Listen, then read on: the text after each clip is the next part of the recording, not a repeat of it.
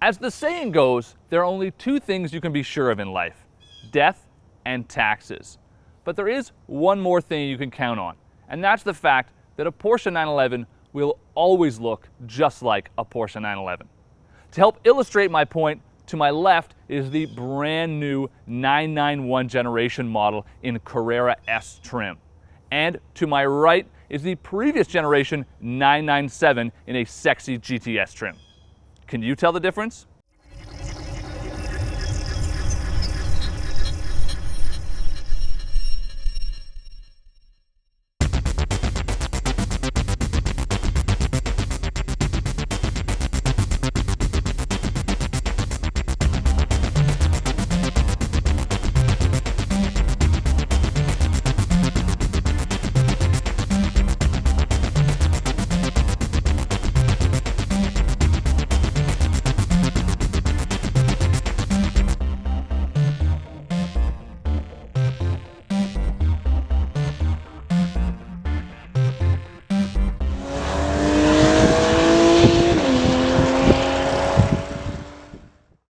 If you pay close attention, you'll notice that the new model is actually about 2 inches longer overall, although Porsche actually managed to stretch the wheelbase by 3.9 inches. Now, what that means is that they cut off some very serious overhang, bringing the wheels further out to the ends of the car, especially in the front where they dropped almost 2 inches of overhang.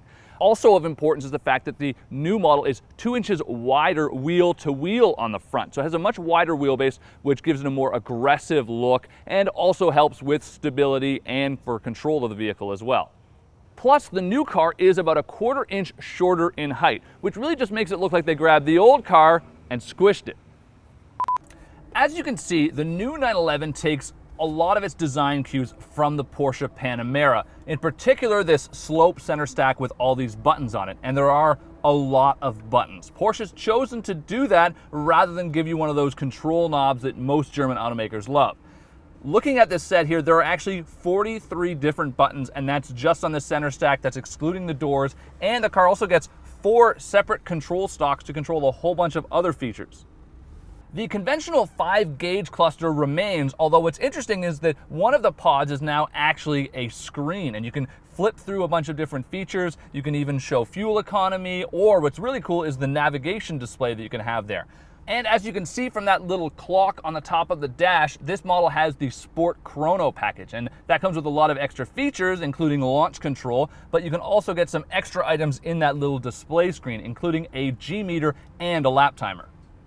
Some buttons worth explaining in here. First is the Sport button, and that will actually make the throttle much more sensitive and really give an extra exhaust note to the vehicle. You can then go to the Sport Plus button, which comes with the Sport Chrono package, and that will do even more. It'll hold the car in the lowest gear possible to the max RPM, and it will also limit the traction and stability control from intervening.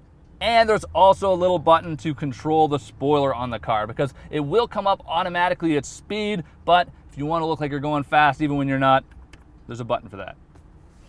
Now, to get really picky about my 911s, which as an auto journalist I have to be, I could point out a few small differences here.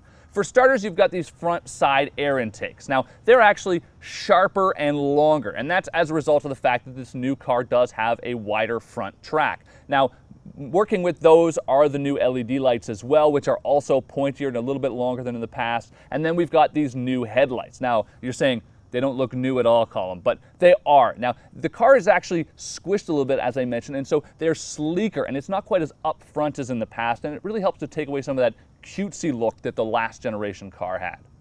Delving into the irrelevant is the fact that the mirrors have actually been moved onto the doors, and out back that reflective strip has been gotten rid of entirely, and the new taillights are actually a lot shorter and thinner than in the past. Dramatically different? Heck, I'm not even sure it's noticeably different, and I get paid to tell the difference.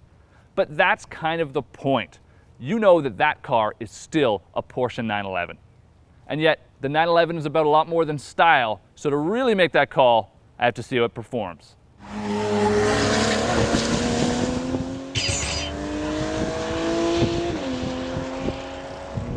Driven on the street, the new 911 is very different from the old 997 car. It just doesn't step out in the rear like I'm used to. And here on the track where we can actually drive it with some real power, it feels the same way. Thanks to the longer wheelbase and better balance, not to mention the fact that it has a much wider front track. There's a lot more grip in the front, which helps keep the power, keep the car a bit more stable when you're powering out of the corners. And you don't have to just solely rely on the rear to sort of point the car in the direction you want and then power out. You can drive it more like a conventional rear-wheel drive car, not the sort of tail-happy 911s of old.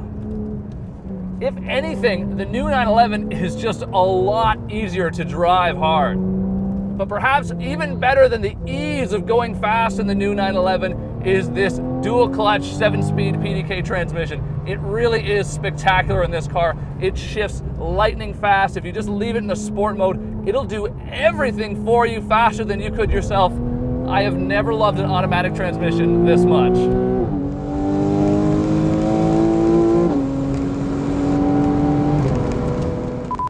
A performance machine, yes, but the 911 has always been known as a reliable and livable sports car. And in that one area, perhaps more than anywhere else, the new 911 is most improved, although not always for the better. It does now have an electric power steering unit, and I'm not going to complain about numbness or how it's not quite as good as the hydraulic one when you're driving on the track. What I am going to complain about is that driving around town, it's just so easy and light, and the old one is heavy and stiff, and you feel like you're, really operating that machine, and it's just lost some of the character that the old car had.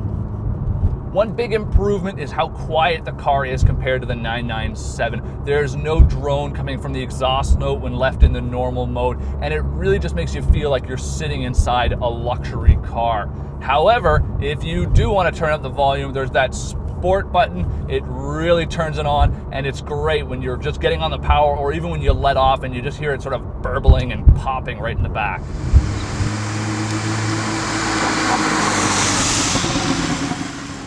For $96,400, the Porsche Carrera S delivers beautiful looks, amazing performance, and it sounds even better. And when you consider Porsche as an automaker has always been more about livable performance machines than those Italian brands, the new 911 is a new benchmark in usable sports cars. For more on this review and others like it, visit AutoGuide.com.